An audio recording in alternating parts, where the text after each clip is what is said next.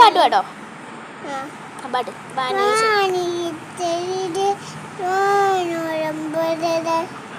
ആളെന്തും പിണക്കത്തിലാണെന്ന് തോന്നുന്നു. പിന്നെ എന്താണ് പിണക്കം മാറി? എനിക്കില്ലേ ലാലേട്ടനെയാണോ മമ്മൂട്ടീനെയാണ് ഇഷ്ടം? ലാലേട്ടൻ. എനിക്കില്ലേ സ്കൂളിൽ പോകാൻ ഇഷ്ടമാണോ? അന്നല്ലേ ഒരു കട്ടുറുമ്പിന്റെ പാട്ട് പാടിയേ?